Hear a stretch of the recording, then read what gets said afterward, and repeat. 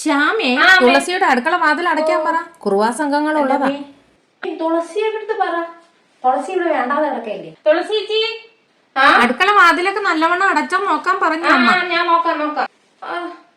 കെട്ടിലമേരെ വളം ഊരിപ്പോവും. താഴെ ഇറങ്ങി നോക്കിയേ. ഇപ്പൊ കുറുവാ സംഘങ്ങൾ ഇറങ്ങിയിട്ടുണ്ട് അത്ര. കുറുവാ സംഘം വന്ന് എടുത്തോണ്ട് പോകാൻ ഇവിടെ കുറെ ഇരിക്കുന്നു. ഒരു തള്ളയുണ്ട്, വേണമെങ്കിൽ എടുത്തോണ്ട് പോയാൽ ഞങ്ങൾ രക്ഷപ്പെട്ടെ. പിന്നെ വാതിലിന്റെ അടുത്ത് എന്തെങ്കിലുമൊക്കെ പാത്രങ്ങൾ എടുത്ത് വെക്കാൻ പറഞ്ഞു. ഇവിടെ ഒരു അഹങ്കാരം, ഒരു ഡാൻസുകാരി കൊച്ചമ്മ. എന്റെ അമ്മേ, കുറുവാ സംഘം പേടിയാവണം. ഒന്ന് പോയി നോക്കാം. ഈ കുറുവാ സംഘങ്ങളെ വിശ്വസിക്കാൻ പറ്റൂല.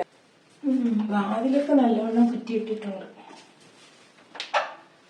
ഓക്കെ, ഇത്രയും പാത്രവും കൂടെ ഇതിന്റെ താഴെ വച്ചേക്കാം. പുറത്ത് എന്തോ ഒരു സൗണ്ട്. തുളസി ചേച്ചി, എന്താ അടുക്കള വാതിലിന് പുറത്ത് എന്തോ ഒരു സൗണ്ട്. ഒരു സൗണ്ടാ. കുറുവാ സംഘമായിരിക്കും. എന്താ അവിടെ?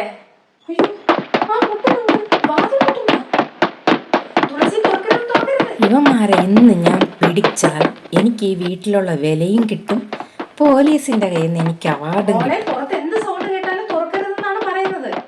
ശരി, നിങ്ങൾ ആരും പേടിക്കണ്ട. അയ്യോ തുളസി ചേച്ചി സൂക്ഷിച്ച്. എല്ലാത്തിനും ഇങ്ങനെ പേടിച്ച എങ്ങനെ ശ്യാമേ? നീ എന്ത് ചെയ്യാൻ പോവുകയാണ് തുളസി? അമ്മ കുഴപ്പമില്ലമ്മേ, ഞാനല്ലേ നിൽക്കണേ.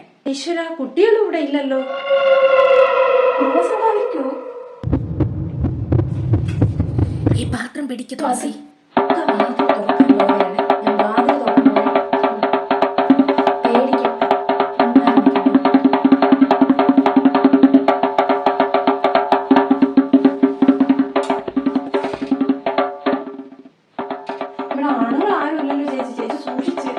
ഞാൻ പറയുന്ന കേക്ക് തുറക്കാതെ.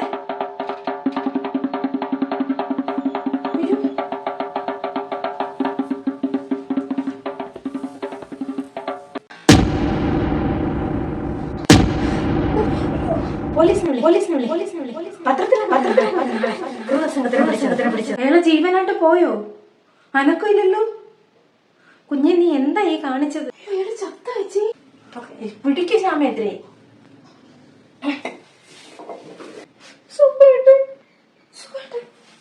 സുഖല്ലേ മോനെ? സുഖു എന്താ അവൻ അനങ്ങുന്നില്ലല്ലോ? എന്താ അവനെന്താ ഈ അടുക്കള വാതിൽ കൂടെ വന്നത്? എനിക്കറിയില്ല. പിന്നെ തുളസി, ഞാനിന്ന് ലേറ്റ് ആവും. ഒരു വർക്ക് കിട്ടാനുണ്ട്. അതിന് വേണ്ടിട്ട് കുറച്ച് ഓഫീസർമാർക്ക് കുറച്ച് ഡ്രിങ്ക്സ് ഒക്കെ വാങ്ങിച്ചു കൊടുക്കാനുണ്ട്.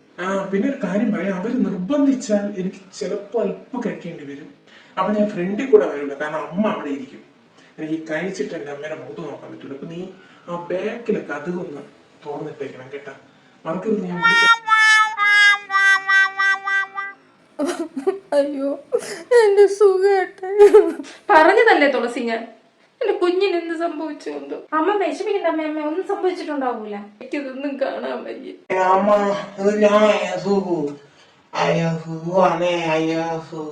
നല്ല സ്മെല്ല് അടിക്കുന്നുണ്ട്. സോട്ട് കുടിച്ചിട്ടുണ്ടോ? അവിടെ വായി നോക്കി നിൽക്കാതെ ഒന്ന് പിടിക്ക്.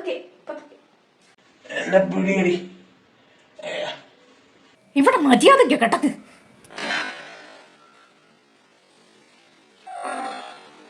ലൈറ്റ് ഇടാം. ചേച്ചി വേറെ കുഴപ്പമൊന്നുമില്ലല്ലോ? ഒരല്പം പോലെ, അല്പം മൂക്ക് മുട്ട കുടിച്ചിട്ട് വന്ന് കിടക്കണം. ഹോസ്പിറ്റലിൽ കൊണ്ടുപോകണോ? ഡോക്ടറെ വിളിക്ക് ശ്യാമേ.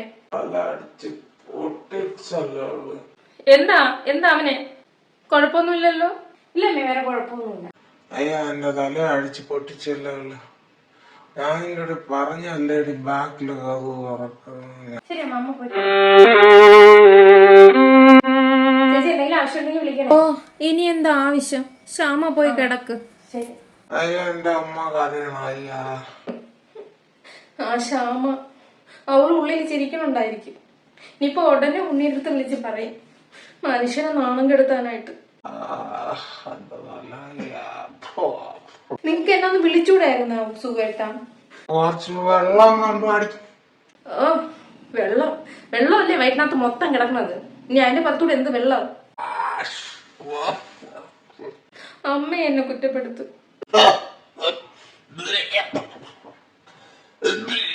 പോലീസിന്റെ അവാർഡ് വാങ്ങിയാൽ ഞാൻ ചെയ്തതാണ്. ഇതിപ്പോ ഞാൻ കൊലപാതകയായേനെ.